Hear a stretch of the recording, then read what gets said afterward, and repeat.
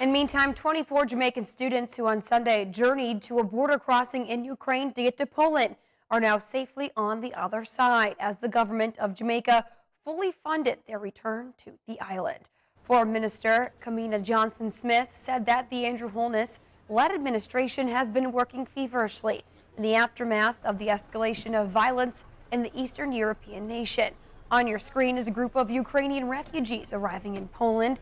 Johnson-Smith announced that the government has been fully engaged with the Jamaican students and their parents in what are very difficult circumstances. The minister said that the government managed to make arrangements for all of the students to get to Poland, where further arrangements will be made for their return to Jamaica.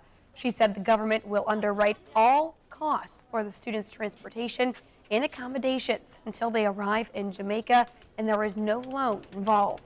The students had previously been offered loans by the government for their return flight to the island, an offer that was rejected by some of them. The minister provided an update on their situation Monday night. By now you'd know that they were safely transported from the border to a hotel in Krakow, where they still are now. The charge is there with them. She met with them earlier and was able to ascertain some of their most immediate needs, and we were able to resource her to go and get some warm clothes and that kind of thing. You know, it's been a very trying time. We will be providing them with a small subsistence so that the personal items that it might be more appropriate for them to get themselves, that they'll be able to secure those. And of course, when they are flying out, if there are delays on the flight out, that they'll be able to deal with food and drink on their way out. So on the matter of flights, we've booked flights through Frankfurt into Montego Bay, and we've arranged transportation from Montego Bay to Kingston for those who need it.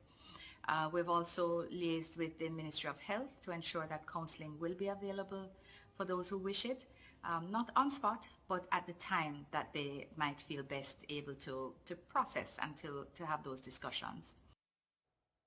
Now, despite the unrest in the Ukraine, most Jamaican students who were attending the university there were hesitant to leave because they were concerned about continuing their studies. Minister Johnson-Smith said her ministry has already begun exploring options to help the students in this area, but nothing has yet been confirmed. We had engaged UA early in this process. We'll re-engage them to see if there's any possibility at all of accommodation. And we'll also reach out to bilateral partners to see if they have any programs in place which will be seeking to accommodate students who have been disrupted from their studies in Ukraine specifically. There are no guarantees, of course, but there may well be, and we will explore them. Now, the ministry reported that 4 Jamaican students are still in the Ukraine. 1 student has proceeded to the border with Romania, and that 2 are in a part of the country believed to be a bit more secure, and that 4th student is still in Kharkiv.